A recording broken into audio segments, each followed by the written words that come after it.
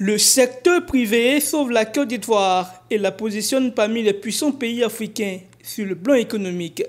En effet, au cours d'un panel de haut niveau tenu le samedi 15 avril 2023 au siège de la Banque mondiale à Washington DC, Adama Coulibaly, ministre de l'économie et des finances, a dévoilé le secteur qui fait la fierté des Ivoiriens pour le plan national de développement institué par le gouvernement. Le secteur privé représentait 60% des investissements de plan national de développement, le premier.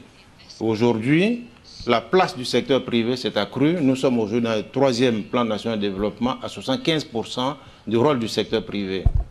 Donc aujourd'hui, nous voyons très bien que l'État a fait ce qu'il avait à faire. Le secteur privé prend le relais. Le secteur privé prend le relais pourquoi?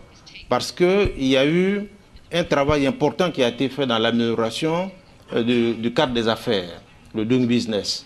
On a pris des mesures très importantes pour rassurer les investisseurs, pour faire en sorte que les investisseurs puissent être convaincus qu'en investissant en Côte d'Ivoire, les investissements sont protégés juridiquement. Engagée dans une vision d'émergence, la Côte d'Ivoire a amélioré sa notation souveraine avec les agences internationales de notation. Ainsi, le pays est passé de B aujourd'hui à un ancrage de double B, soit la meilleure notation du continent, ce qui permet aux éléphants d'Afrique d'être comparés au Botswana et au Maroc, selon le ministre ivoirien de l'économie et des finances. Au-delà de ça, nous avons travaillé également à améliorer notre notation souveraine avec les agences internationales de notation, que ce soit Fitch, Moody's ou Standard & Poor's.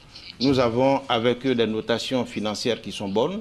Nous sommes passés de B aujourd'hui à un ancrage à double B. Et les meilleures notations au niveau du continent, c'est ça, double B. Nous sommes comparés aujourd'hui au Botswana, au Maroc. Nous avons les meilleures notations. Quand on a une croissance forte, il faut que le fruit de cette croissance soit que ça ruisselle, que ça bénéficie également aux populations. Nous mettons en place une politique sociale très forte. Pour rappel, ce panel de décideurs africains et de cadres supérieurs de la Banque mondiale pour la région Afrique a examiné les mesures que les gouvernements peuvent prendre pour rétablir la stabilité macroéconomique, promouvoir la croissance et tirer un meilleur parti de leurs ressources naturelles. Les dernières perspectives et tendances macroéconomiques de la région ont été également abordées.